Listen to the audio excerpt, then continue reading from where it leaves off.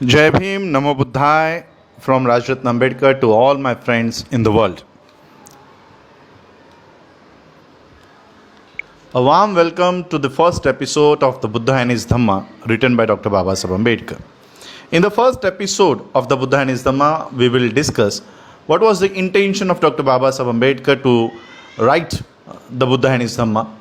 And this is the book Dr. Babasaheb Ambedkar has written and which took more than 5 years to prepare this document.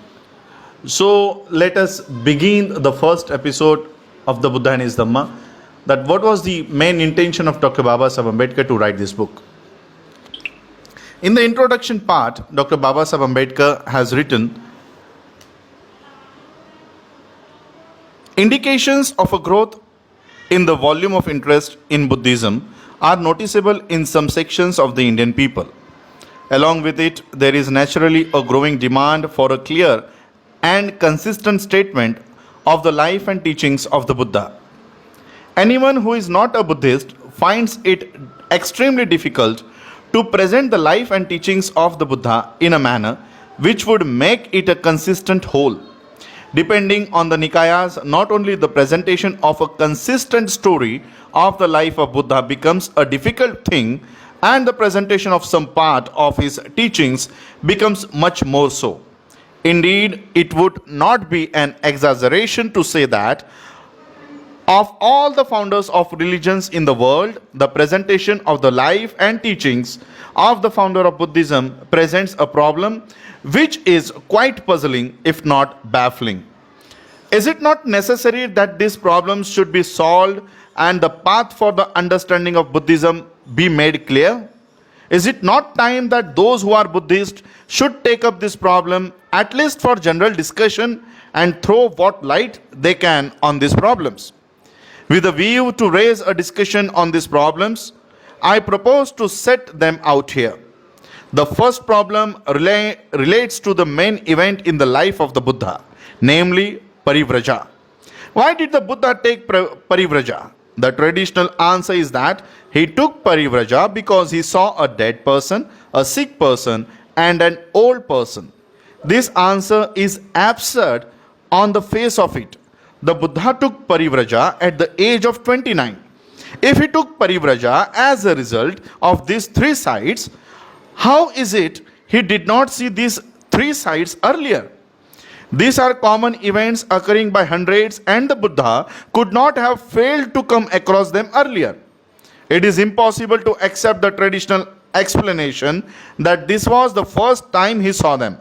The explanation is not plausible and does not appeal to the reason. But if this is not the answer to this question, what is the real answer?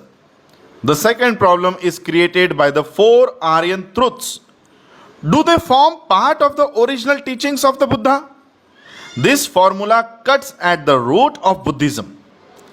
If life is sorrow, death is sorrow, and rebirth is sorrow, then there is an end of everything. Neither religion nor philosophy can help a man to achieve happiness in the world. If there is no escape from sorrow, then what can religion do? What can Buddha do to relieve man from such sorrow which is ever there in birth itself? The four Aryan truths are a great stumbling block in the way of non-Buddhist accepting the gospel of Buddhism. For the four Aryan truths deny hope to man. The four Aryan truths make the gospel of the Buddha a gospel of pessimism. Do they form part of the original gospel, or are they a latter excretion by the monks? The third problem relates to the doctrines of soul, of karma, and rebirth.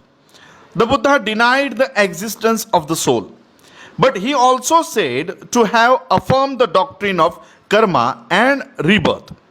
At once a question arises, if there is no soul, how can there be karma?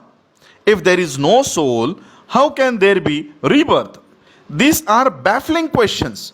In what sense did the Buddha use the words karma and rebirth? Did he use them in a different sense that the sense in which they were used by the Brahmins of his day? If so, in what sense? Did he use them in the same sense in which the Brahmins used them? If so, is there not a terrible contradiction between the denial of the soul and the affirmation of karma and rebirth? This contradiction needs to be resolved. The fourth problem relates to the bhikkhu. What was the object of the Buddha in creating the bhikkhu? Was the object to create a perfect man? Or was his object to create a social servant, devoting his life to service of the people and being their friend, guide, and philosopher? Is this a very real question? On it depends the future of Buddhism. If the bhikkhu is only a perfect man, he is of no use to the propagation of Buddhism, because though a perfect man, he is a selfish man. If, on the other hand, he is a social servant, he may prove to be the hope of Buddhism. This question must be decided not so much in the interest of doctrinal consistency, but in the interest of the future of Buddhism.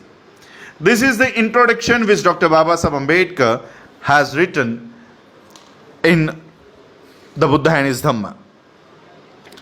In the whole series of the Buddha and his Dhamma, we will find the answers, the solutions which Dr. Babasaheb Ambedkar has given in this book, The Buddha and his Dhamma. So, please be with me for the coming episodes of the Buddha and his Dhamma. Thank you for listening the first episode of the Buddha and his Dhamma. Jai Bhim, Jai Buddha, Jai Bharat.